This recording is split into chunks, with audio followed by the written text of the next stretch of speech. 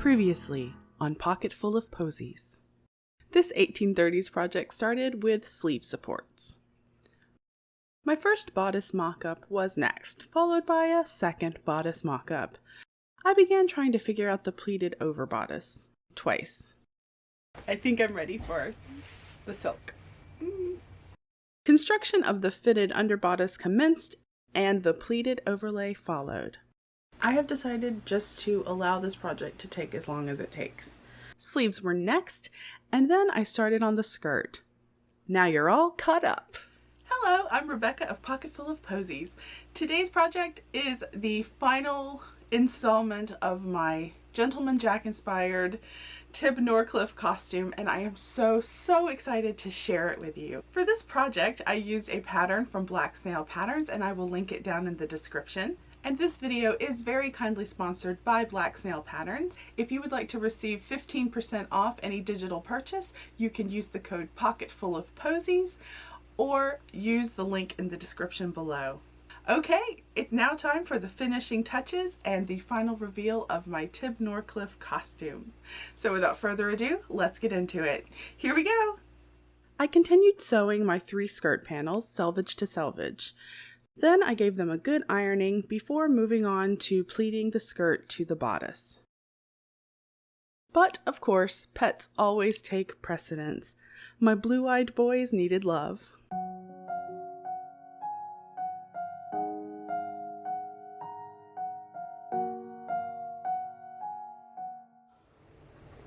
Okay, ironed my skirt pieces, and now the question remains, do I want to do skirt pleating math or divide and conquer? So divide each panel, or divide the bodice bottom into eighths or whatever, and then divide each panel to match, and then pin, and then pleat in between the marks. Or just wing it and hope for the best. I think I'm going to do the divide and conquer because it usually works out pretty well. And some of you may be wondering, where is Hercules? I've seen Lucius, I've seen Thor. Where is Hercules, my most constant sewing companion? Well, I got a new cushion for my desk chair where my computer is, and he has claimed it as his own and rarely leaves it. So he doesn't seem to care what I'm doing in the sewing room anymore now that he has that cushion to lay on. So that's where Hercules is. All right, let's figure out these pleats. I first divided the bodice and marked each spot before doing the same to the skirt.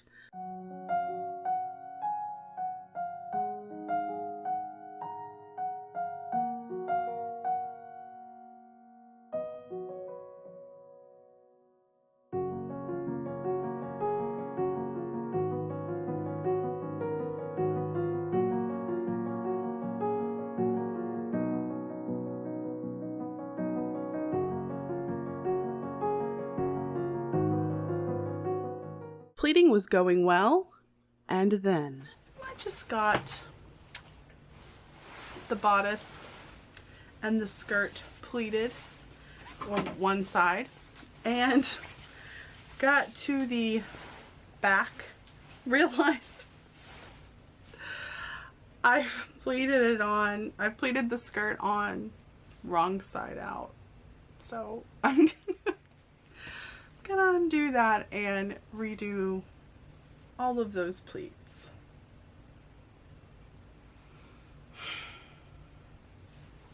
I redid my pleats and continued on to the opposite side.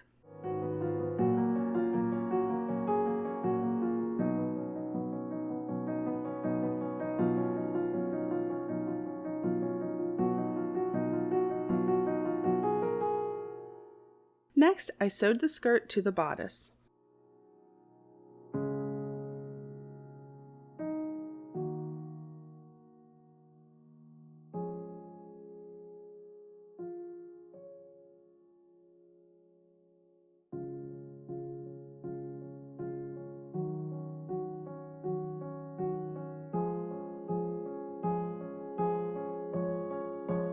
The back bodice edge was then turned over twice and whip stitched to the bodice lining on the right side of the back. I added a small placket to the left side opening just to make sure there was no gaping. And he's back! Hercules returned to make sure I finished the bodice well.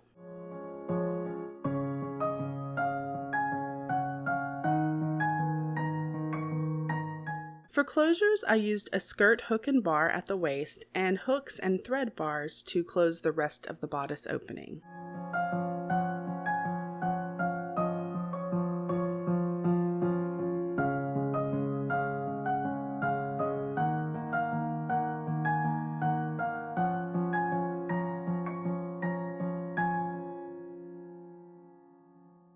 I next hemmed the skirt. I did a narrow hem because I was a bit short on fabric, so I couldn't turn a wider hem. It sits perfectly at ankle length.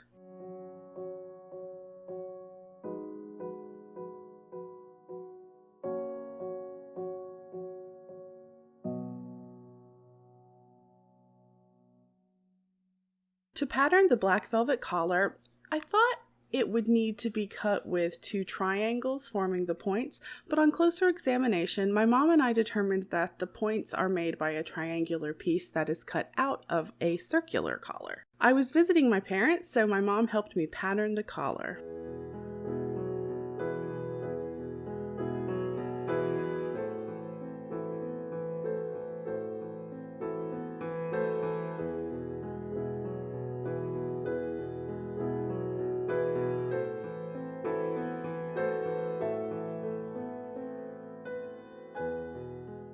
I cut the collar out of a silk and cotton blend black velvet with black twill to line it and give it some stability. Or so I thought. I should have interfaced the velvet. I realize this now. Or I realized it at the time, but I didn't have any interfacing.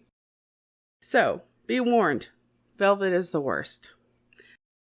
This velvet was thin and very wibbly wobbly.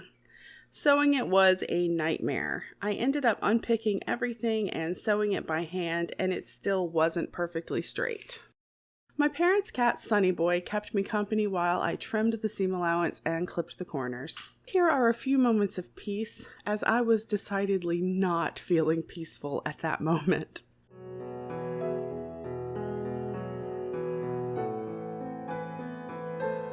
I turned it out and realized it wouldn't turn out, so I had to unpick some stuff and turn it out and then re-sew some things, but got it turned out, and then I moved on to the belt. My first step for the belt was basting cotton muslin to the silk belt piece. It will provide a little extra stability, and I didn't have any interfacing. My purchased belt loop is smaller than the belt pattern, so I made the belt thinner by folding one edge over and then the opposite side over that using a double fold. I whip stitched it in place along the entire length and secured the ends as well. I chose not to sew the collar on and just pinned it, as I would like to redo it in the future.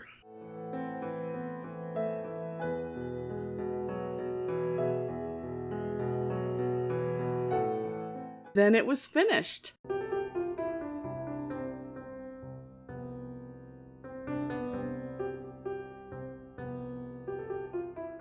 Despite a few bumps along the way, I am incredibly happy with how this project turned out. It's not exactly screen accurate, but close enough for me. I love the swishiness of the silk, and the collar looks fine, despite being pinned on.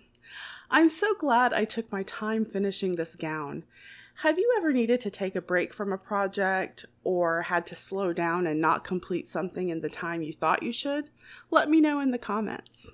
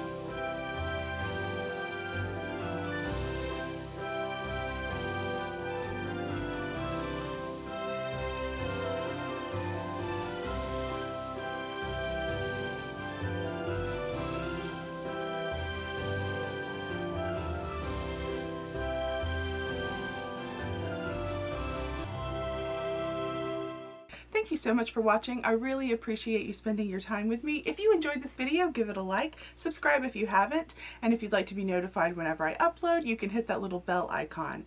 If you'd like to support the channel further, I have a Ko-fi account, and that is linked down below. Thanks again to Black Snail Patterns for sponsoring this video, and I will see you all again in our next sewing adventure.